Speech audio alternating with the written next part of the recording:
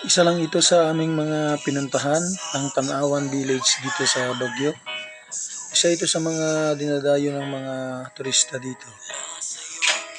Okay, dito tayo mag-umpisang mag-road trip. Ito na ngayon ang Baguio. Para nang tinubuan ng mga kaliskis ang mga bundok dahil sa mga nagsusulputang mga bahay. Ibang-iba na ang itsura ng Baguio ngayon.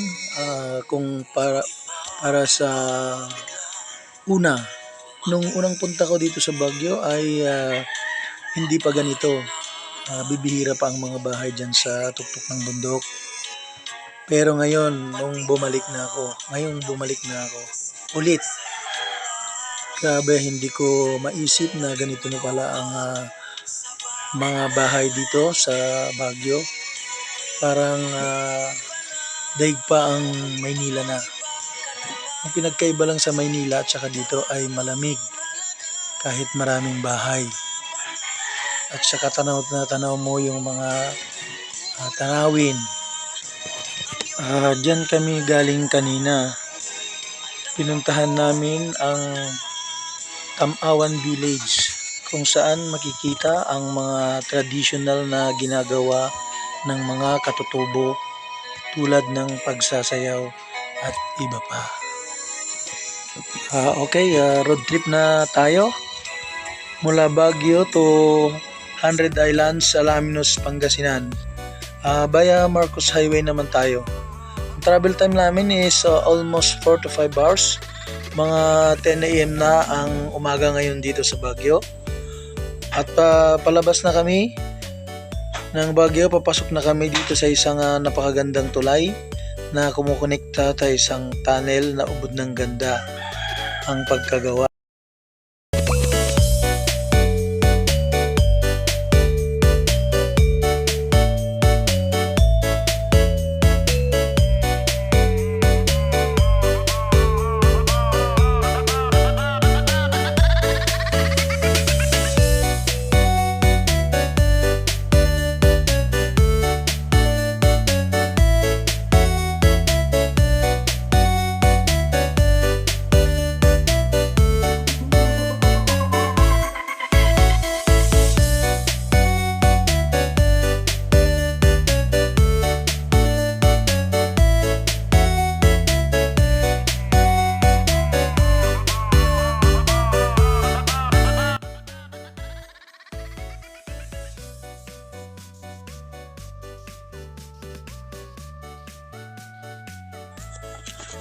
Ito ay papasok na kami sa tunnel.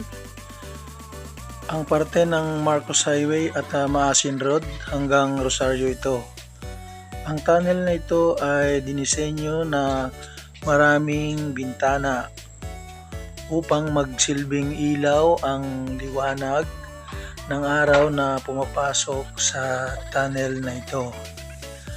Ang dulo ng tunnel na ito ay matatagpuan natin ang unang tindahan ng mga pasalubong dito sa Tuba, Benguet.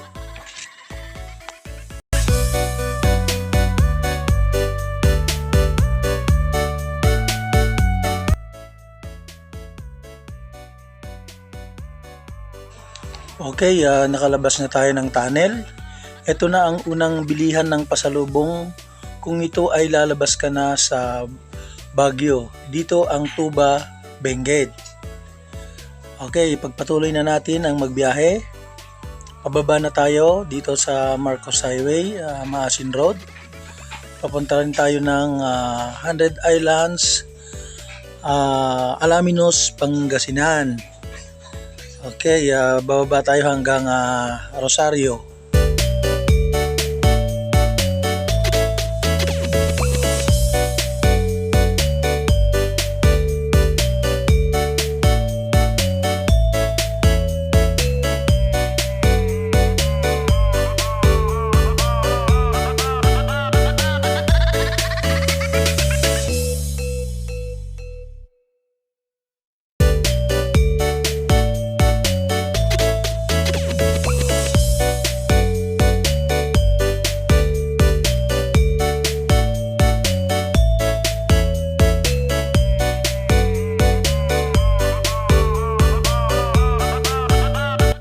Ito naman ang pangalawang bilihan ng pasalubong, ang Ifugao Pasalubong at Souvenir. Okay, tuloy pa rin tayo ang biyahe. Ang ganda ng daan. Makita nyo yung mga sasakyan na puro bihasa yung mga nagdra-drive dito. Pare-parehas ang distansya ng guhit sa kaliwa at sa kanan kahit lumiko man sila. Kaya kung dadaan ka rito pagka hindi ka sanay, medyo dahan-dahan ka lang. Okay. This is Etmus Revolution perform SKC Music Official Remix. Kini ku telah kembali padamu kasih, setelah lama ditinggal pergi.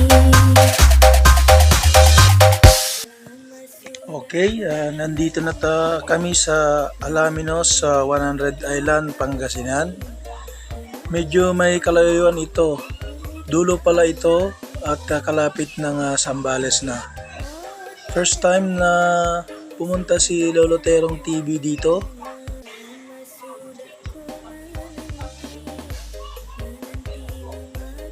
Ayan. Ayan ang arko dito. Ayan, makita nyo. Napakagandang arko. Ayan.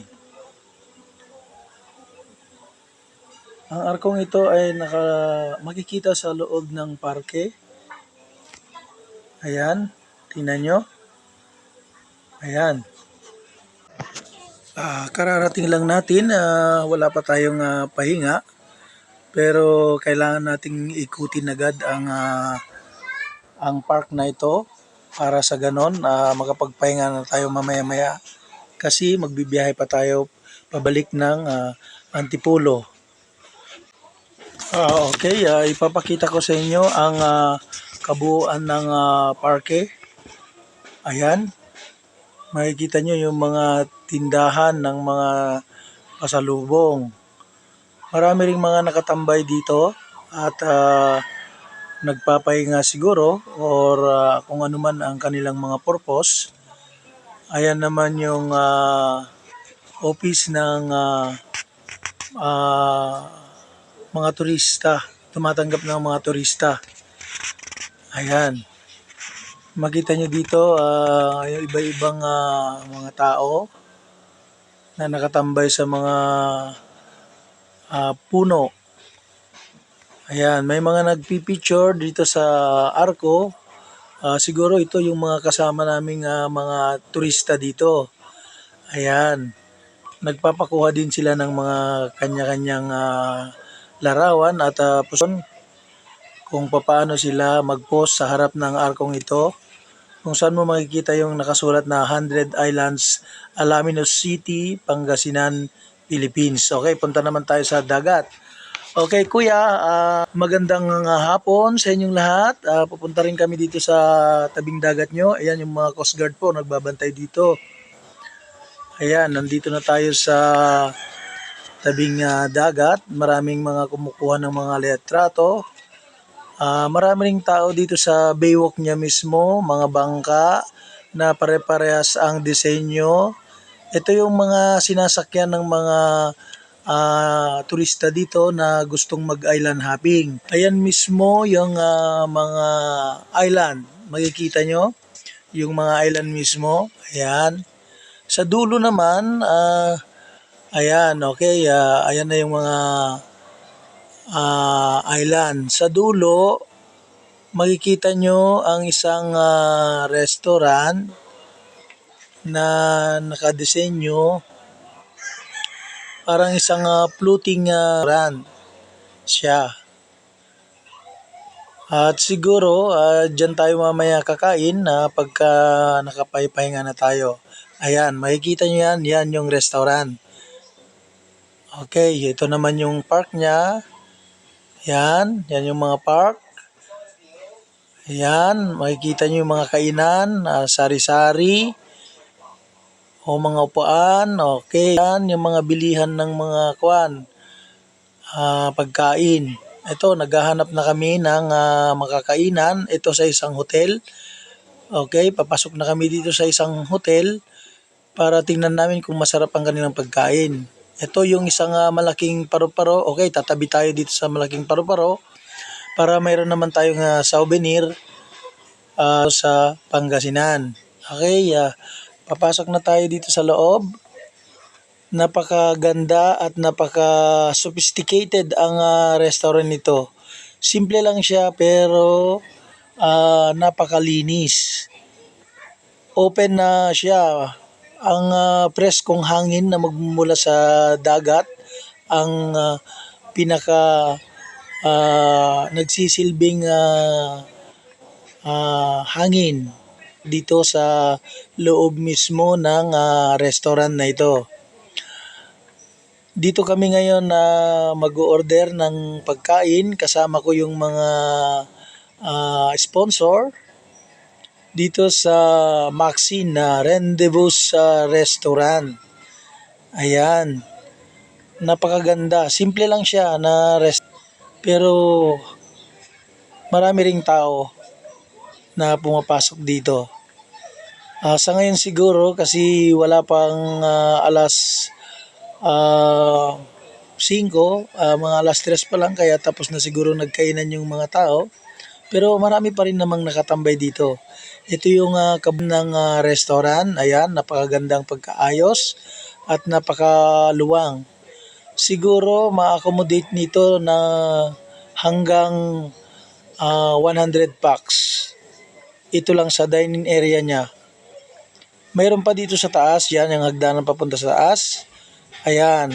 Makikita nyo? O yan. Tanaw na tanaw mo yung isang restaurant pa. O may second floor yung restaurant niya. Ayan. Kaya napakaluwang. Ito naman yung park na pinanggalingan natin kanina. Ipapakita ko sa iyo. Yan. Yan naman yung mga paradahan ng sasakyan na napakaluwang. O, grabe. Kahit ilang sasakyan, kaya niyang i-accommodate. O, ito naman yung mga daanan, yung mga kainan. Ayan. Paikot. Kung gustong makakainan dito, kung gusto mo, ikutin mo lang. Medyo paggabi na. Kaya siguro medyo magpapahinga-pahinga na tayo kasi bibiyahe pa tayo mamaya. Yun na yung mga ilaw ng park ng 100 Islands, makikita nyo. Dito sa pinuntahan namin, napakaganda. Ang dami-daming ilaw. Grabe. O, ayan, makikita nyo. Ang daming ilaw. Ayan. Okay, yung mga kasama namin, siguro naiinip na. Pero sa tingin ko hindi dahil pag nakita mo yung mga ilaw dito ng parke nila dito sa Alaminos mismo, napakaganda, nakaka-relax sa isip. Parang wala kang problemang may isip pagka ganito ang nakikita mo. Sobrang daming ilaw. Ang galing ng pagka-disenyo ang lugar na ito, Alaminos City. Ayan, ito yung pinakabayan mismo ng Alaminos City.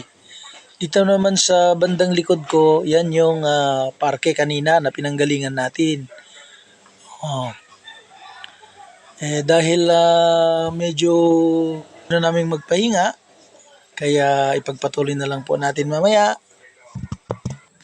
At pa-shoutout nga pala doon sa mga sponsor natin. Maraming salamat kay Lolo Terong TV.